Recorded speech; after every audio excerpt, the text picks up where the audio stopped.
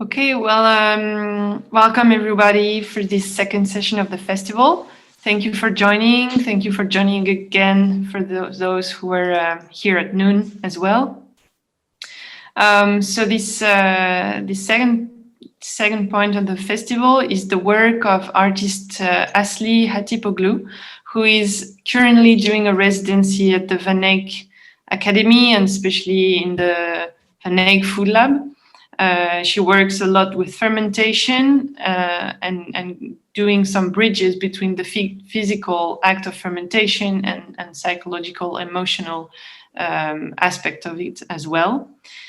So we're gonna broadcast a video where she invites you to enter her whole process, and that may be the best way to get to know her first. And after the video, which lasts I think like 30 minutes or something, we can have a nice Q&A at the end together for those who have questions. A lot of questions were asked as well this morning and we couldn't answer everything, so don't hesitate if you were here and you're still here to ask them again. It's a debate that we can continue. So yeah, the research you're going to see right now is an ongoing process, and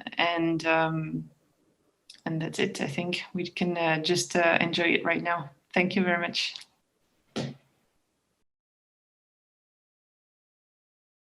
We always think that we know ourselves,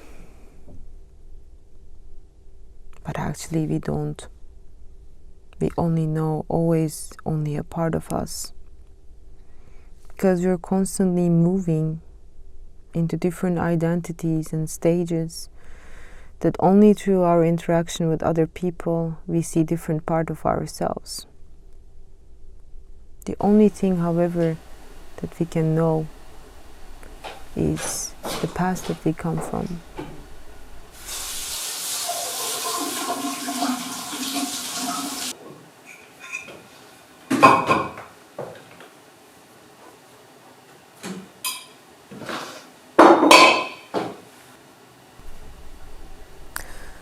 Pepe, you told me to have a look in the fridge.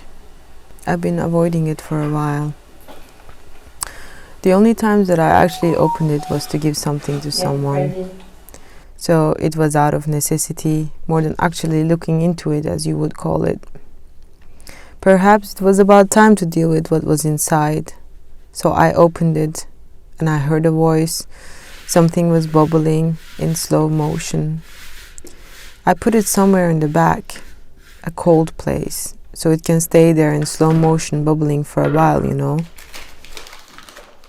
But what was I hungry for actually? Time.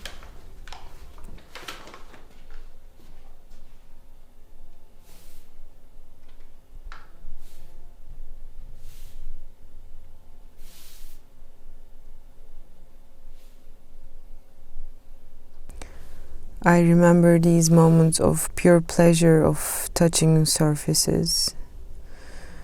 The goal was to build a castle together. A little away from the shore, we would spend hours trying to construct. Our social interaction of building this thing together made me think of our early communication with each other. In this communication, all I remember of myself is a lot of silence. I was probably just tripping in the moment of touch while the others were figuring out who does what and how. I didn't care exactly what was supposed to be built. I just satisfied myself with touching the sand, trying to construct something. I was mesmerized with the physical engagement itself. I lost myself in the sand.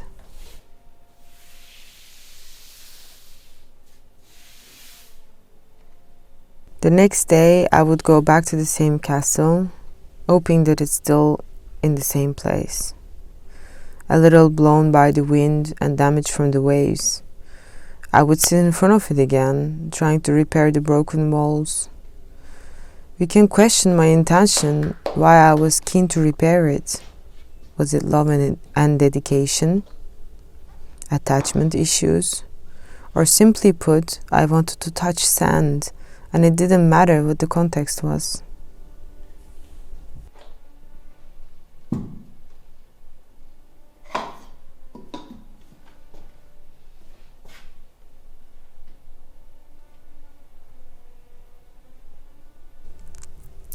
I remember this moment in my childhood when I was 8, that I found my father sitting in a dark room with his eyes closed. I asked him why he was sitting in the dark with his eyes closed. He said, "I'm looking inside." I asked what was inside that he could see. He said, "My organs." But of course my question at that age was, how could you see your inner self when you close your eyes?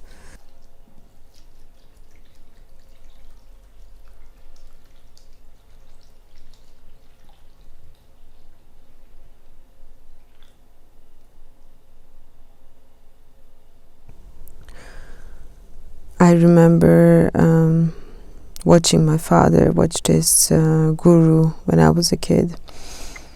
His name was Maharaji, and I remember in my childhood that he played his video cassettes over and over again in the living room. Now I ask all these questions about life. I can recall a lot of the moments that probably something that my father was trying to understand in his youth that I'm trying to understand myself right now. I wonder if we actually carry parts of the quest of our own parents, and if we are taking all these ancestral pains and understanding which never got resolved, and we are actually trying to solve it for them.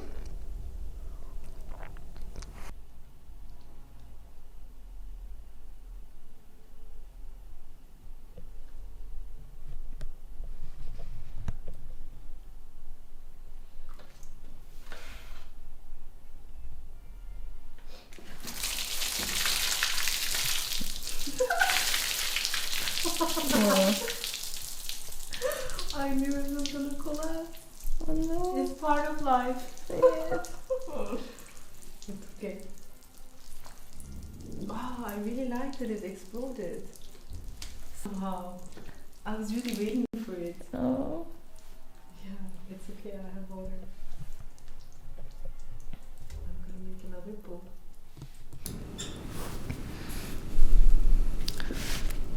There is so much understanding that we develop actually in the language that we speak and the way we express our emotions that's actually related a lot with our childhood. In any love relationship, you observe the effect of the language in your communication. I sometimes wish that we didn't have language when we try to understand each other, because our emotions try to find words and forms of trying to express something that's coming from deep within. And sometimes we get lost in translations. But the only thing we are left with is to observe movement and sound.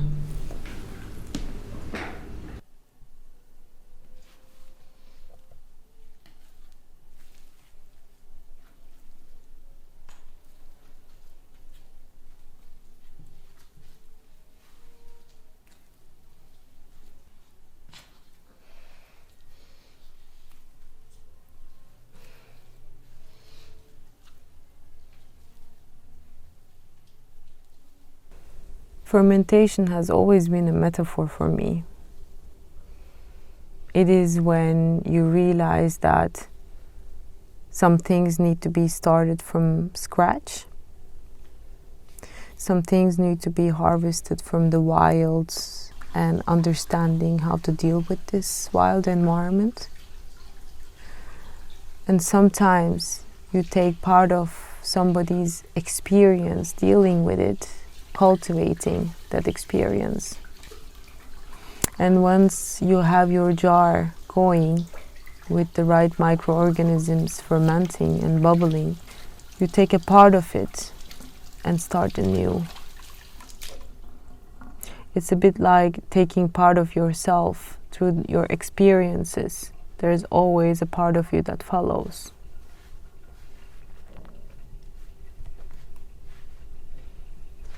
There are parts of us that we discard because we see those as failures. But actually, those are not exactly failures. They were just part of us, probably that we didn't want to see. But it happened. Only through the experience we realize and select. Only through actual engagement with life that we discover parts of ourselves. Does it matter which part we're proud of and which part not? We do put parts of us under the carpet because the society makes you believe that it's only the good things that you want to put out on the table.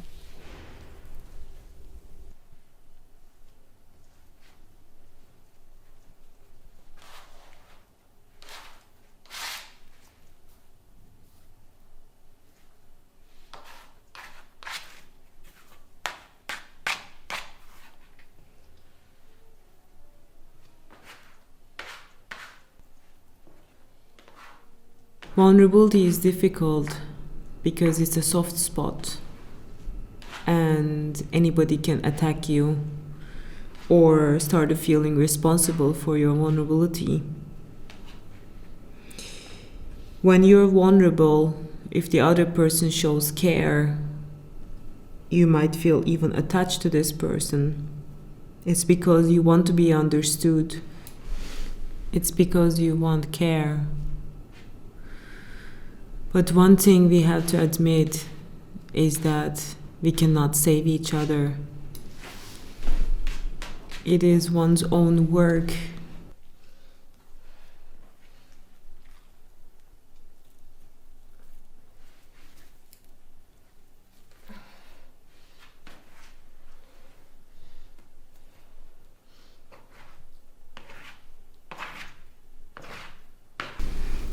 What we know is that our feelings are our own realities. However, if you look at the industry, this system is working because there is a constructed reality. Unfortunately, reality is also socially constructed. Even if you want to separate yourself from it, you only end up being isolated and alienated. It's the society that pushes us to change. And it's built in such a system that if somebody has something to benefit from you, they won't confront you. And the system runs by majority.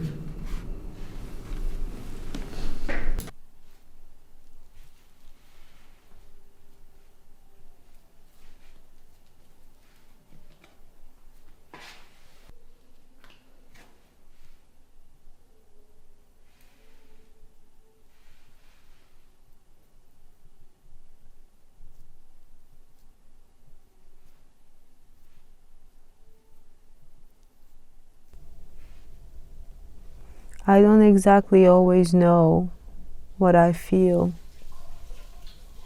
but I'm driven by my impulses. Perhaps to follow my impulses gives me freedom.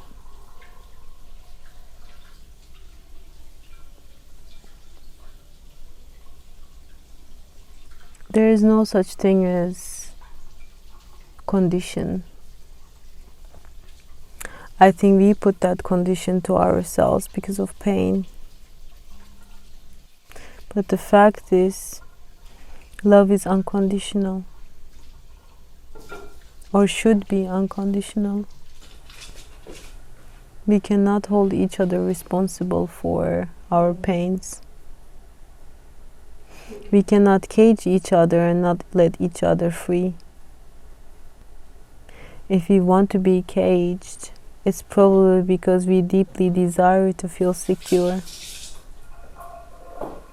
Sometimes you go through that phases in life that you need just security. And your means of relating to the other person or feeling bonded with this person could be merely related to the feeling of security. Because you don't want to be alone. It's because you want to be loved. You want to lose yourself in love. It's just a feeling. It's a phase. It's a moment in time. But nothing more than that. Because it just transforms. Like everything in nature, everything transforms and moves.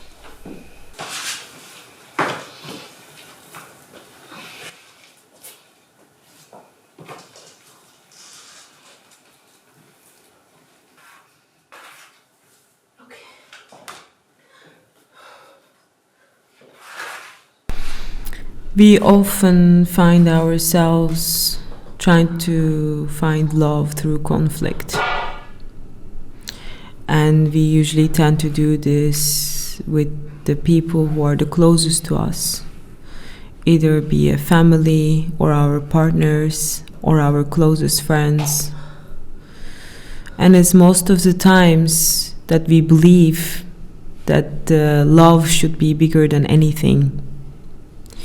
When we fight, we bring our defensive ego. It's because there is some certain wound that needs healing, and we actually wait for the response from the other person to heal those pains. It's actually the care and love we're looking for. But we can be so disillusioned from the actual reality of ourselves sometimes, because the ego always wants to defend itself.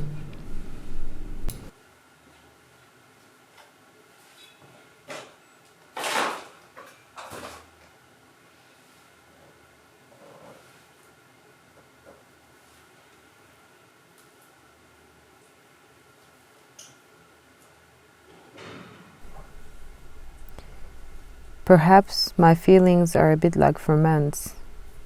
I put it in a jar, certain feelings to ferment.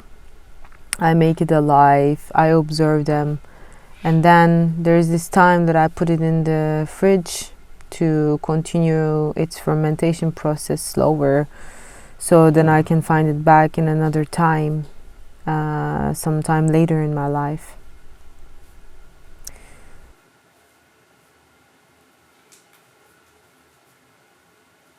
Sometimes you open your fridge and you find something that brought you so much joy back in that fridge. But sometimes you have to confront the fact that some things have gone moldy and it was out of your control. The truth is, we cannot control everything. We just have choices. And we're pretty much driven in our life because of our choices. Sometimes though, you need to deal with it. And escaping doesn't help. The universe, I believe, will pull you in such directions to confront it, whether you like it or not. Because there is always a pulling energy for confrontation, for our deepest fears.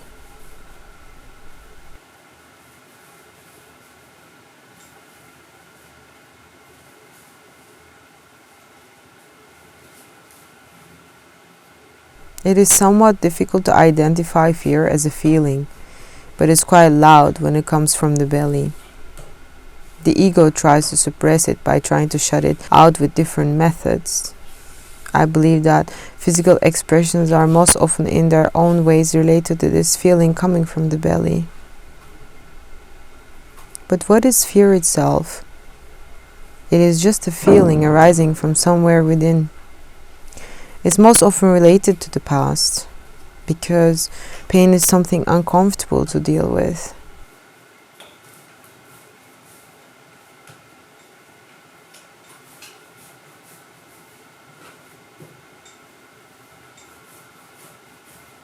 We channel a lot of things, and we use actually the physical world to channel a lot of things of ourselves. I use food as a way of channeling because I really like to touch and be involved with senses.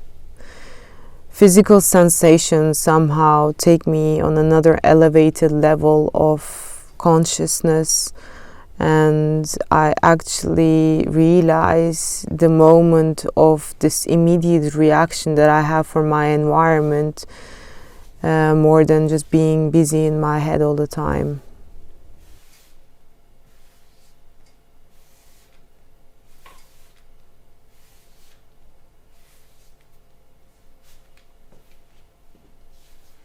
When someone is pushed constantly keep up with the functioning without joy, without feeling the driving creative energy within themselves, they're caged in the physical body. That's where actually they start dreaming, daydreaming, or imagining situations or love encounters, trying to escape their physical self. Or they gorge themselves on delicious food to get that instant pleasure. But what is food if it's not love?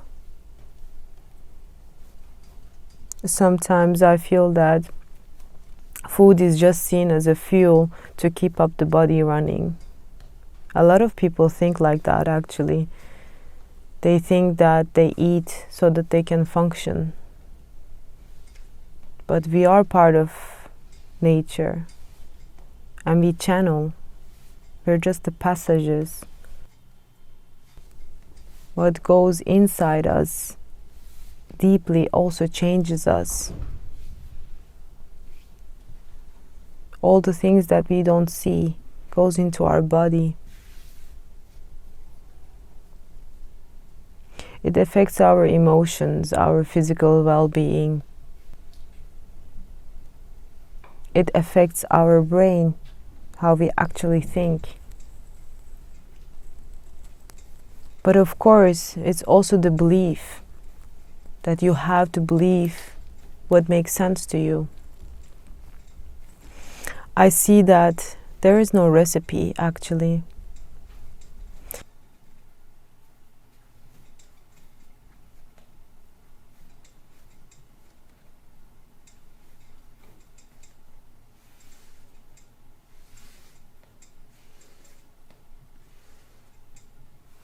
Feelings are very subjective, and that is our own truth. And you can only understand yourself from within and not from the outside.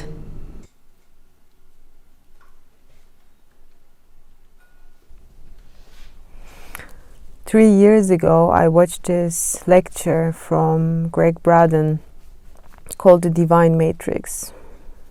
And he explained very clearly how he could define spiritual energy through science. This lecture that I watched that he held in Milan has actually really changed my life, because I believe that he had very wise words to share.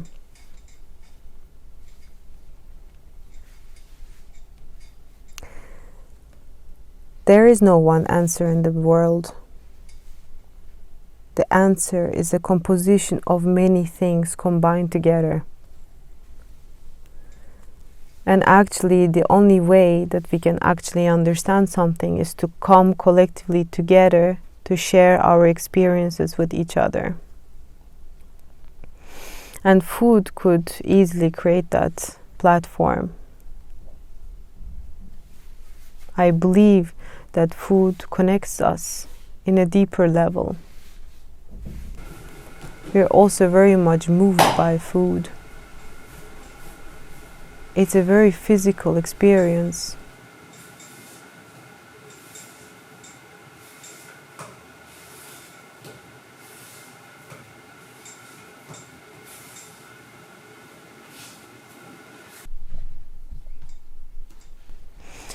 A lot of the times people ask me why I spend tremendous amount of time in making something. I could say that if you see the food as a goal, then it just becomes food to eat, to feed. But it doesn't become nourishment.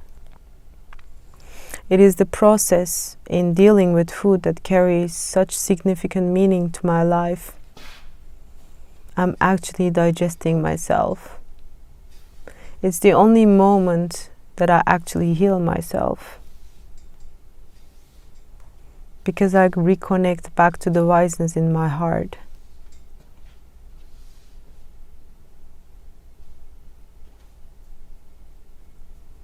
There's the difference that I figured out in my way of cooking.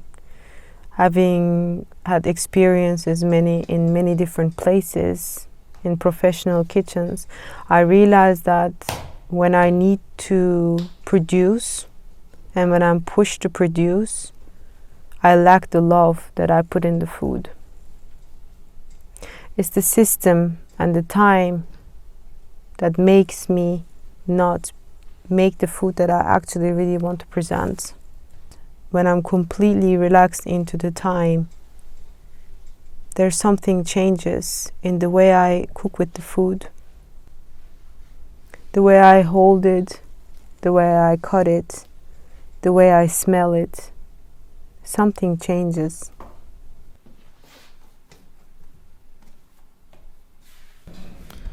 Perhaps then that the dough becomes an extension of myself, my feelings.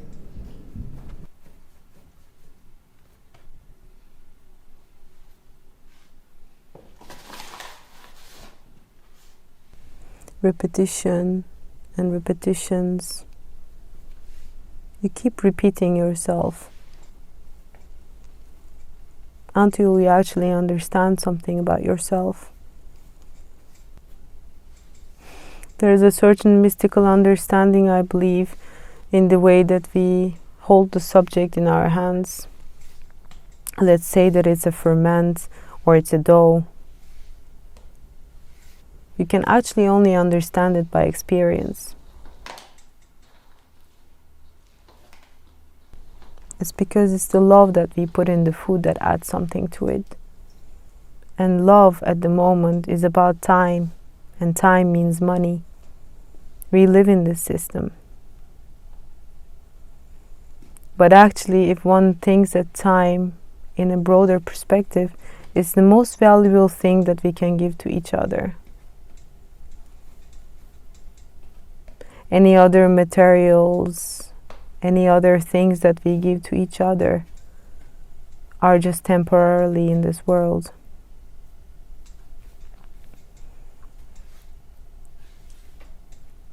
It's the sentimentality, the depth, the thought, the care that we give to each other are the most important things that I value. How do we hold the subject matter in our hands and experience how we actually shape it? In which forms are we shaping it? How do we understand it? 30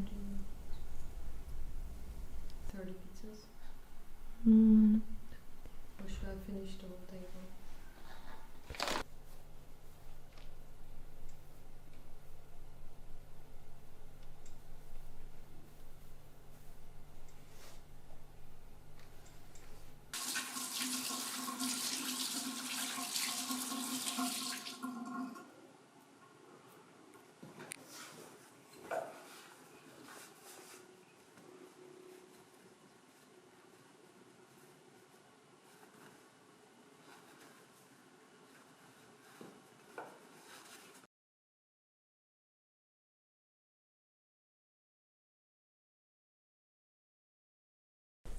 It is perhaps the time that separates us.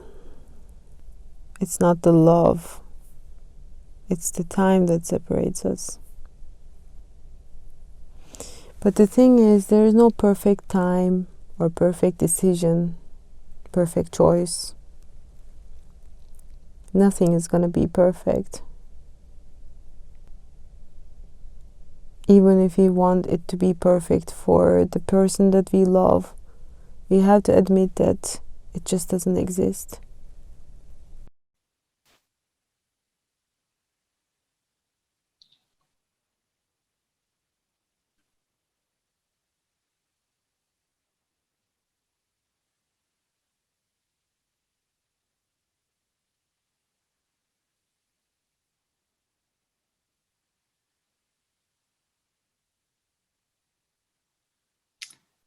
So thank you very much, Asli. I think it was nice to have a little bit of silence after that. I think I'm a bit speechless, to be honest. I felt like I've just been fed by your words and gestures. It was really emotional.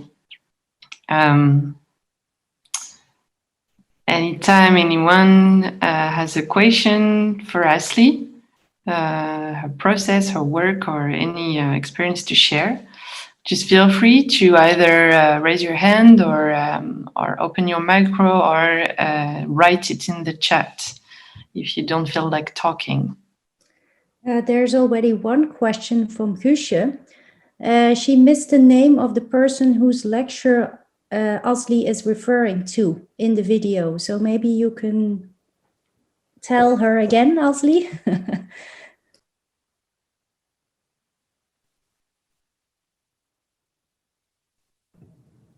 Yeah, it was from Greg Braden. It's called The Divine Matrix.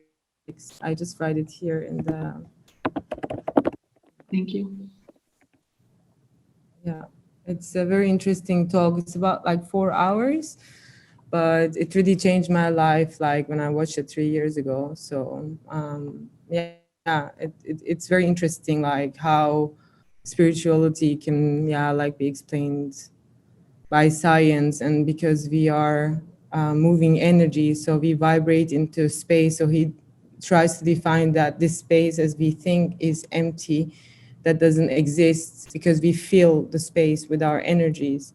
And then he talks about quantum physics and how this chain reaction of energies make a circle. And like if somebody fears something, and like for instance in this case the virus, and then this fear gets felt by the other person and the other person, so it brings a chain reaction. And he also describes that like a lot of the things that we sometimes feel is within our surrounding of like a kilometer, because you like as you're the center and everybody around you is the kind of the energy circle of if the 10% of the population that's around you feels sad, that we get affected from this because it makes a chain reaction. So yeah, it's super interesting. So it really made me think a lot about life and how we relate to things.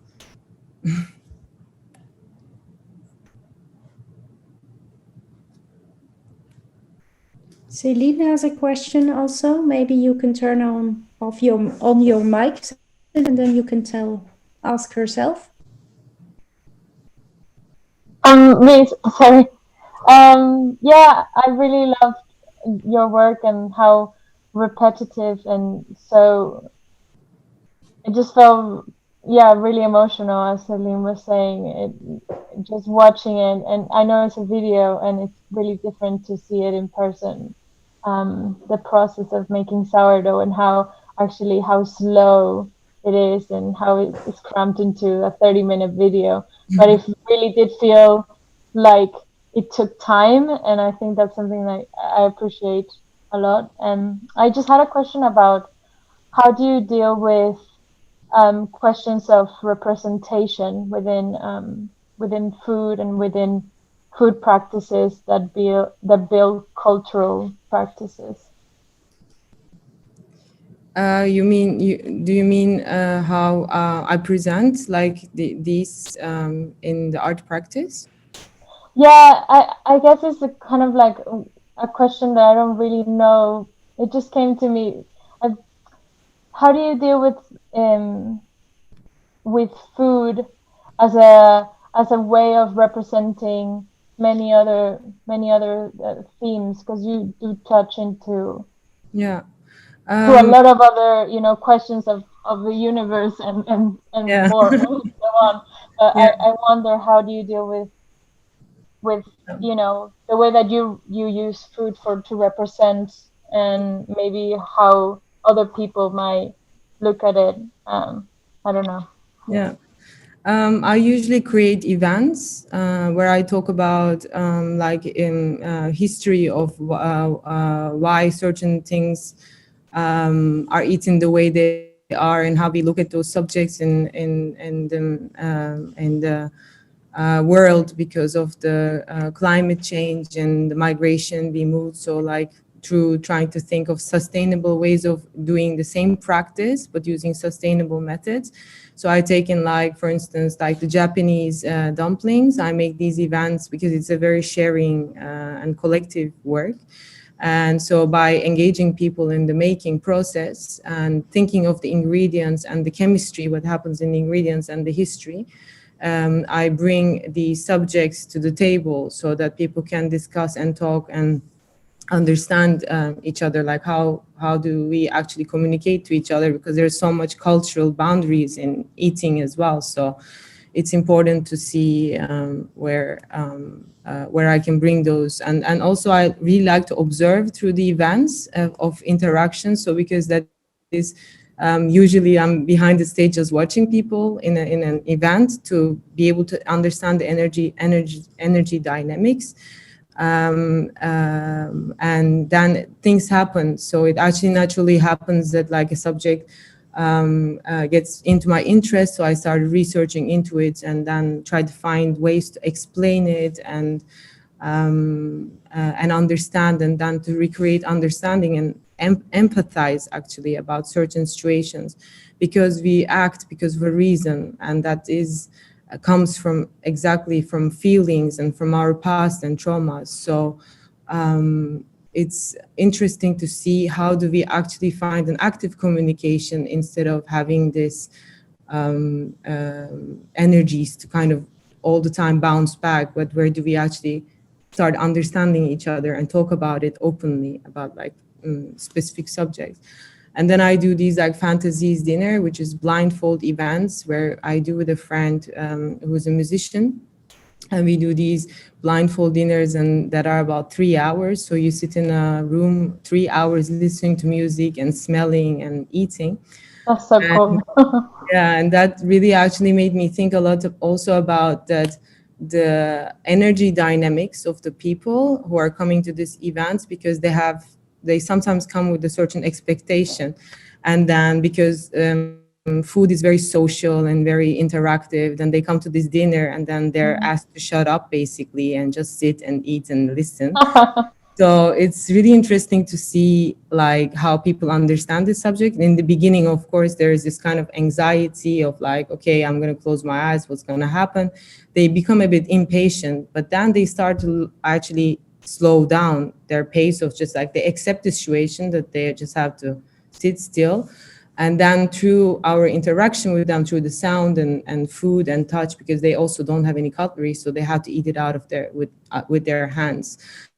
I saw this effect of this, for instance, that when you actually close your eyes, you go to your inner self, you actually start thinking of all these things that you never actually had time to think, because we're constantly doing, we're constantly moving, we're constantly doing something.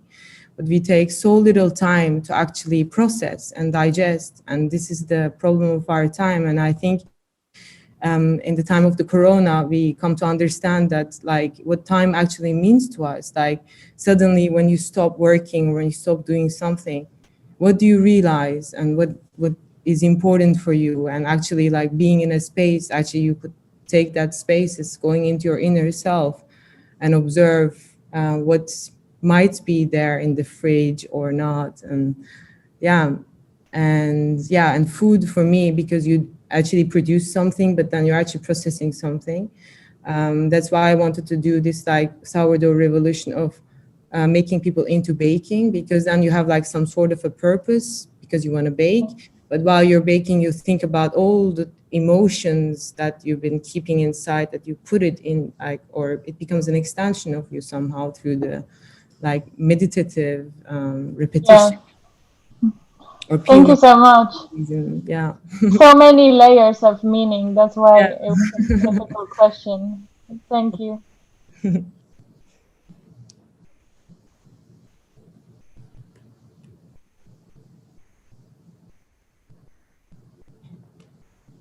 Hi, Asli, and thank you very much for this, well, wonderful piece of love that you sent our way. It was extremely amazing to watch. And I hope my question is actually not too personal, so feel free not to answer it. It's all right. Since you've already been very vulnerable through your work. I was wondering, because at the beginning you talked about the fridge. And since you were baking, at one point the result has to go inside the oven. And I was wondering if you also, looked through what happened and the emotions that went through you when it arrived in the oven. Yeah.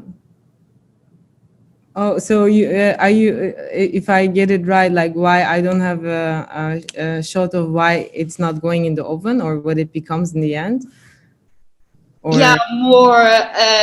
Is it because there will be like something following in your art production, or is it just? Yeah, it's a good question, because I actually in the beginning I edited this couple of times because I had actually so much stuff, so it was very difficult for me to put it together. But I decided not to do that part because we always somehow are waiting for an outcome, that we actually don't have our own imagination of what it could be. So I just wanted to keep into this whole meditative zone, that it doesn't become in the end, because in the beginning I did have the ends, which is also really nice to look, but I thought that maybe in this very emotional thing that you don't maybe need to see the end thing, but it becomes sort of like in this whole process of, yeah, something is starting maybe, and then we don't know what's next. Yeah.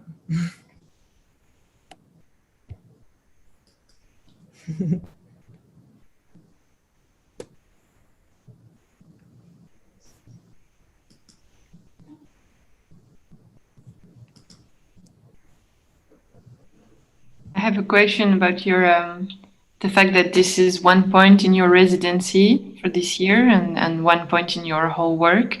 Do you already like what's the next step? Are you like keep I know that you keep on fermenting because I had the chance to visit your studio, and it's like almost developing outside the door because you're fermenting so much.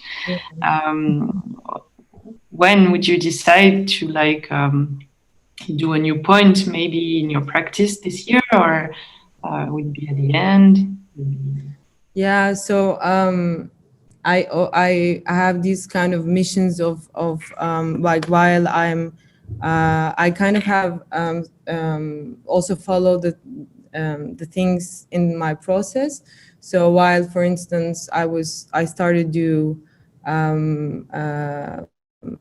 miso, for instance, I started to think of how we're actually dependent so much in the industry. So to break apart from it is to go back into the actual nature and understand where these, like, for instance, colonies live.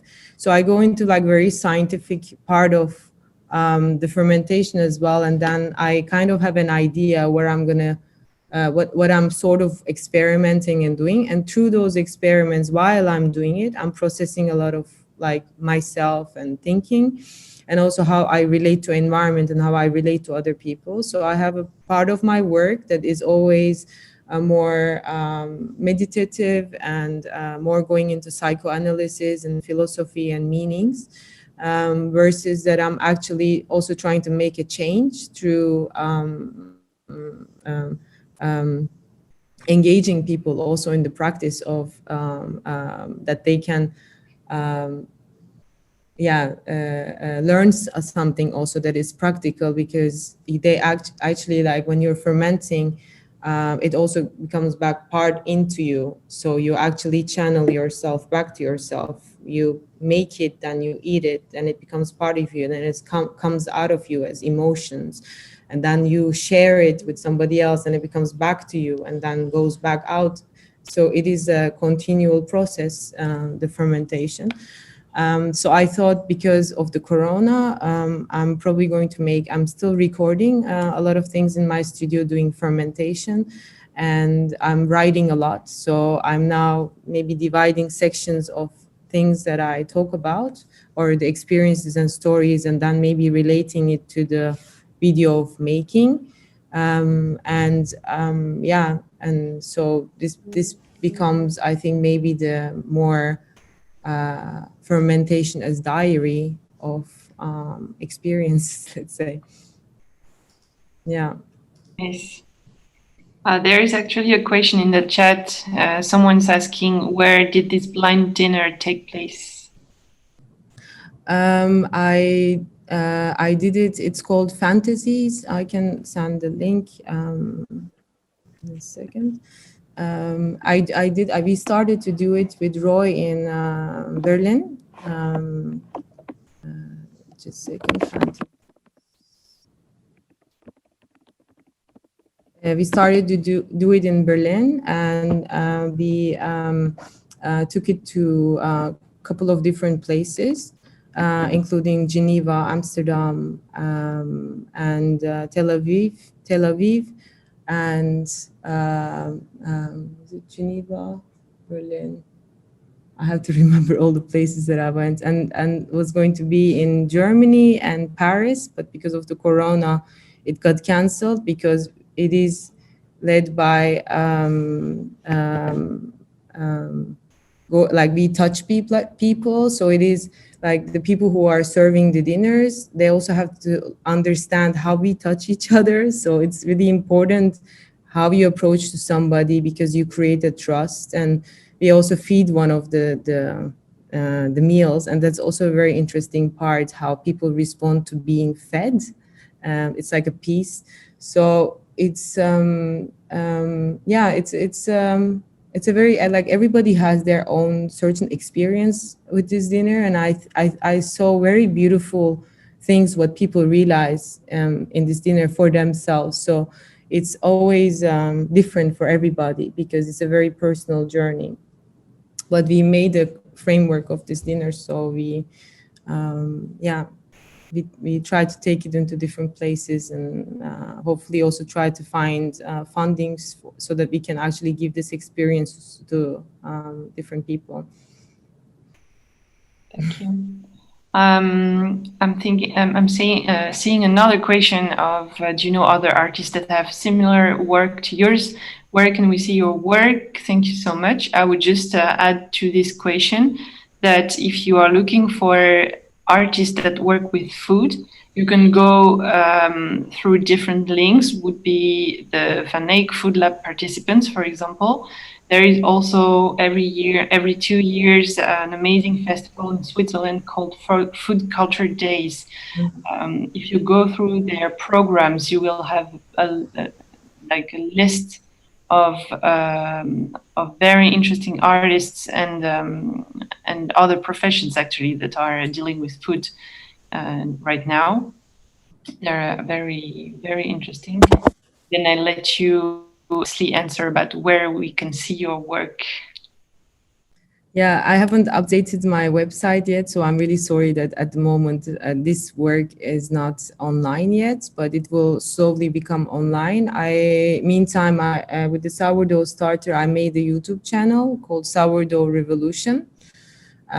So there I started sharing some sort of recipes that I do, so it's more practical. I haven't uploaded my work yet, because it's been some time that I've been working with so many other subjects before that I really wanted to have time for this work. before I came to the Jan van Eyck. So this particular work hasn't been published anywhere yet.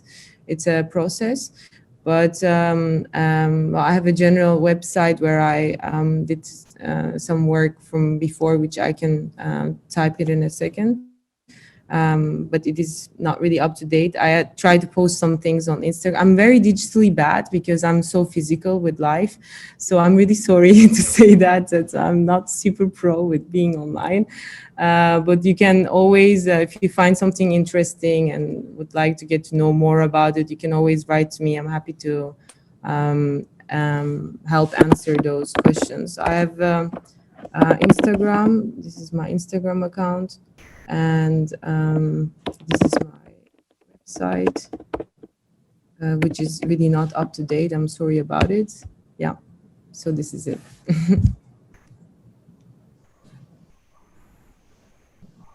I wanted to ask you about, like, actually this idea of documenting, and now in Corona times, and having to document food in terms of like video work and maybe other types of discipline, like drawings and design. And you said about keeping up a diary. How is your process in terms of documentation, and is it a lot about writing, or do you record yourself, or?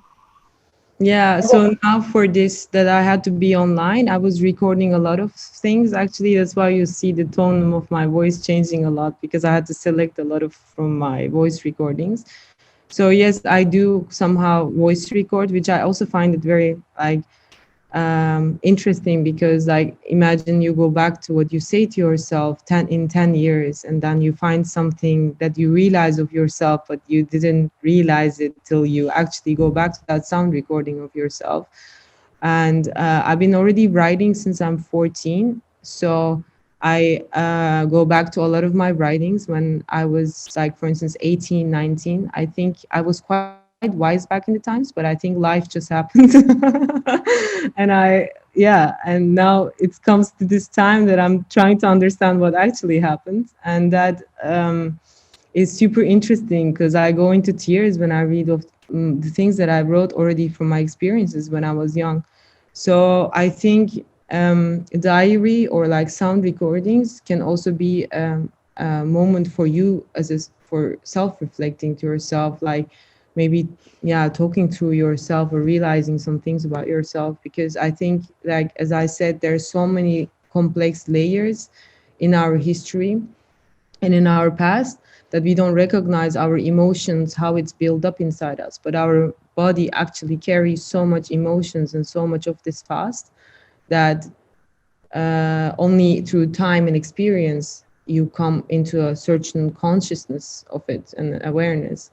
So so at the moment I do record a lot, and I write a lot. So while I'm doing fermentation, there are some certain subjects that I think about, and then I go also researching into it, and so it goes into so many different layers of things. Oh, thank you. I also have another question, if I may. Mm-hmm. Since you present your work as a metaphor, and maybe it will be a little loop about the small chat that we had on the previous moment. I was wondering, since this metaphor was really about emotions, do you also use it as a metaphor in the political realm? Yeah, I actually started this whole political acts by actually not buying bacteria. So I really don't believe that that there, because I don't know, these Michelin star restaurants, they're all like ordering things, and it becomes like such a high valued thing, fermentation, that we actually lose the actual contact to the environment that we live in. So for me, I started to really scientifically go into the bacteria. I'm like, but where does this bacteria live? Where is it? Like, how can I find this bacteria? So like a koji, like that is made for miso, it grows in the husks of corn. So then I try to cultivate this koji through using the corn husks. Then you start becoming aware, like, well, actually there's a lot of corn growing here, so why can't, and then you start thinking of surfaces and what lives on the surface and that we don't see. And then when you give the right environment to it, they start to flourish. But also it's really interesting that when you're doing fermentation, you'll also realize like sometimes mistakes happen. So something starts growing in there, which maybe smells funky or that the color changes.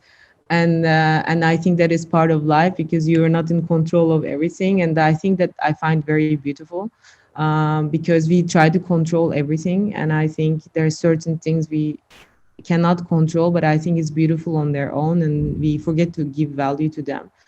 And a lot of actually beautiful things that happen to me is, you know, when something goes moldy, you look at it and then you see life and then you try to understand like,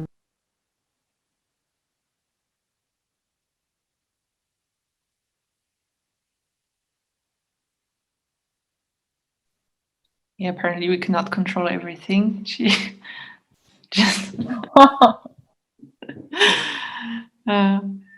she will be back for sure.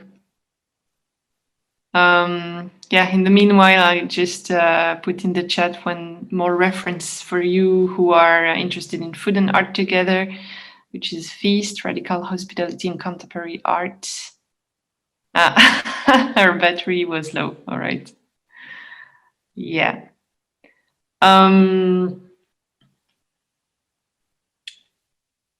Maybe it's also good to tell everybody that we are recording this event, and in January you can also we will share it online through our website, and then you can also see her work again and find another layer, because as Celia already said, there are many layers into it, and then you can revisit it again, and that will be through our website. So I will put it in the chat. So, but it will be January. Give us some time. I think we will. I just want to look at it again. I just want to watch it a second time just after it stopped, actually. I'm thinking of another artist that works with fermentation, if also you're interested in that. Her name is Anaïs Hazo. I'm going to write it down, and I think she might be also soon in the Vanek. Oh, Asli, you're back. I'm so sorry, my laptop died, so this is part of life. I was just laughing that I couldn't control taking care of it. So I'm sorry, I'm back. Yeah.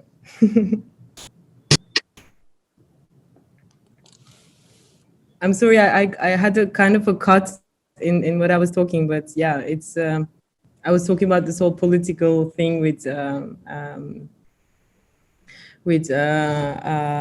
fermentation.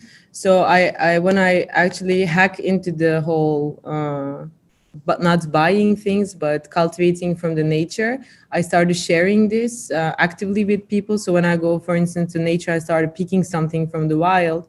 People ask me, like, what are you picking? Or then you also see how people ask you or not ask you. And then it tells a lot about the society, like when people are curious of something or not.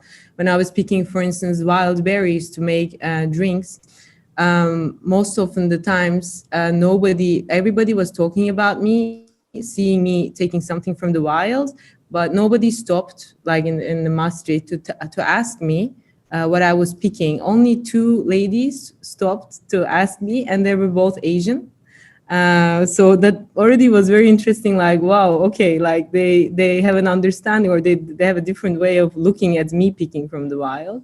And there was once a Dutch girl who told me, like, but you cannot eat that berry. And so she was already having her judgmental idea of what she thinks is edible or not.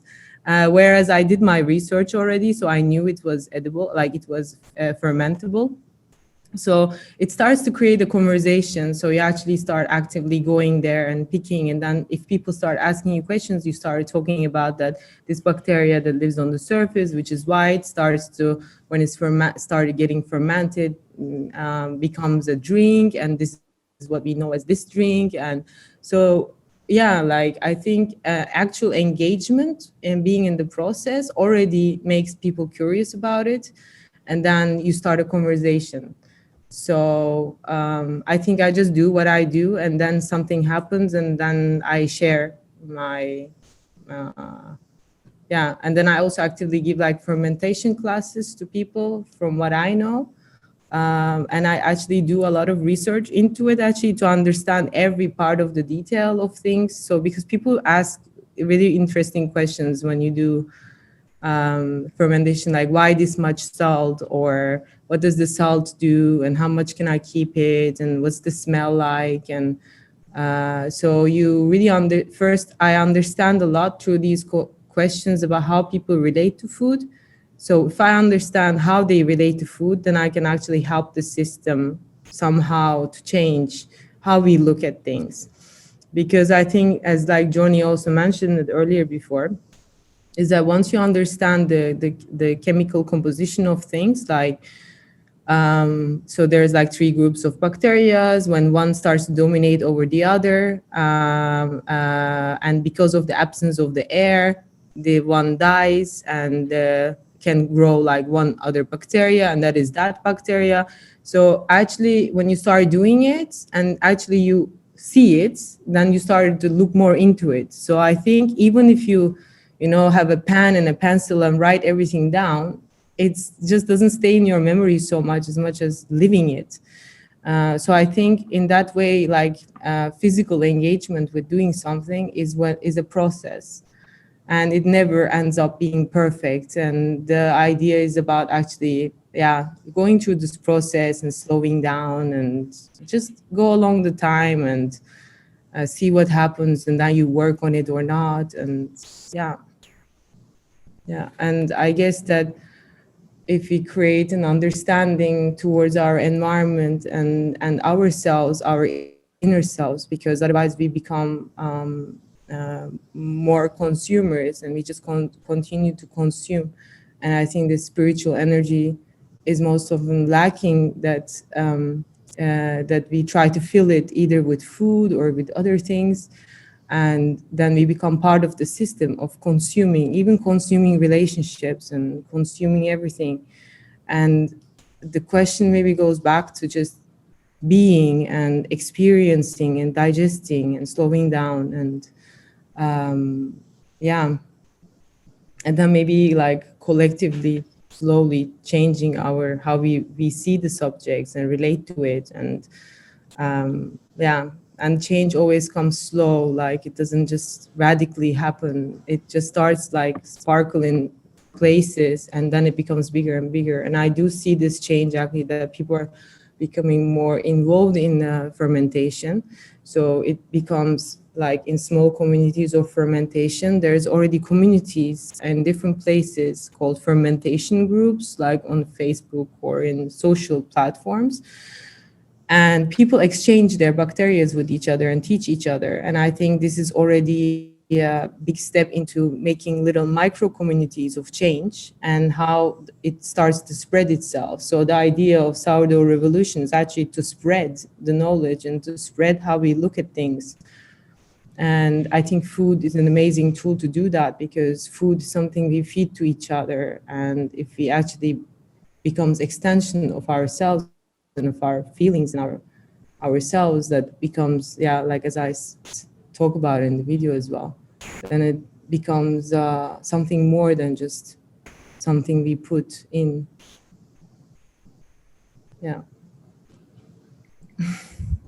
I have a question. Actually, I read a book about fermentation, which I will also write in the chat, but I'm very sorry, it's only in French for now. It's actually called Rotten, pourri. And the author explains that somehow in ourselves, instinctively, we have the power to, just by the smell, know if it's good or not.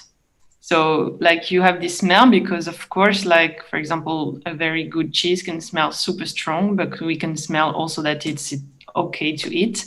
But the things that really go bad, apparently we have this capacity to recognize like instantly that it's not right. Do you confirm that? Or because it's very practical, I think, do you confirm this? Mm-hmm. Yeah, that's true. I think there's so much instinctive knowledge also that's been taken away from us and of our senses because it's been always tricked. And the industry runs actually by tricking these senses and sensations. And I mean, they spray a lot of things also in the environment that stays in our memory, and it manipulates us into wanting to eat something even when we're not hungry. And yeah, about having regaining these instincts back, I think goes through again experience, because it's something that's been so taken away from us. Like people most often question like, but does it taste good, or is it like, what should I put in it? And so I most often, when I give cooking classes or I cook with people, I don't like to give them recipes to say like put this or put that. I more like try to make them think with me, like, okay, so what is it? What does it taste to you? Like salty, spicy? Maybe we can put a bit of sweet and a little bit of that, and then composition of taste, because that is actually the composition of taste makes the experience in how we have it as a full pleasure in our mouth when it touches other different senses. I mean, my mother is from Thailand, and I grew up with her working a lot with fresh ingredients, and she's also a gardener. So she always made me pick things from the garden and smash it, like sit on the ground with her mortar and all the time make these spices and spice mixes. So I was really engaged in the whole smell of these spices and tasting her food. And actually, I think it was somehow built through my mother and how she was cooking it with me and engaging me in the practice of her cooking. So I really believe that it's very important as education for children to, at a certain age, to understand or experience these sensations. Because with the current system, we are so much consuming from the outside, prepackaged foods, restaurants, and especially in Europe, I find that it is very affordable. Like if you earn a minimum income, it's quite affordable to eat outside. But for instance, in Turkey, it is a luxury to eat outside, even like street food and unhealthy food. So one pushes, like actually the system pushes you to cook at home and understand how to cook. So these create experiences, these create memories, and everybody has to then be somehow involved in it, including the children and others. So I think, yeah, we miss more cooking sessions, because most of the times people associate it with time, and I'm like, oh no, I'm hungry, I just want to eat something now, I don't want to cook. And I think it's very important to, like, if we collectively come together, because I think it's also super nice to collectively cook together and be together, that already feeds part of the hunger. Then we eat actually much less, because the experience of cooking it is so profoundly changes us, the experience, that you realize that you were actually hungry for socially coming together and experience all the sensations together, and sharing these experiences together. And then the food becomes something else, and you don't feel as like just stuffing yourself with it. So I think if we collectively come more together to cook together, and also connecting from different cultural backgrounds, I think it's that's what I believe is going to make us regain this instinct that we have lost. Sorry, I talked a lot. That's the point of being here, I think. Has anyone another question to share? Oh yeah, I saw that somebody mentioned Pascal Bauder. I actually have his book, and I really like him. I think Sandor Elix is quite scientific with things, and I really also like his work. But Pascal is also, he goes to collect also clay from the environment, and he makes these wild crafted potteries and stuff. And he shares also quite a lot of things. And yeah, I've been also following some things that he does in. From his Instagram account, but he has also very interesting things, and he's really into the wild surrounding. Yeah. Okay, well, thank you everybody for following us. I hope you enjoyed this session. Thank you very much, Asli, for sharing your work and your thoughts. It was really nourishing, really. Yeah, so there's a few references in the chat if you want to catch them before we close it. Probably we'll be able to share all those references once the archive is online and etc. But it's going to be next month. So so thank you again. If you're up for a nice movie at 7, we'll be presenting it. And also we can see each other tomorrow starting at noon again. Thank you, everyone, and see you later. Thank you, Asli.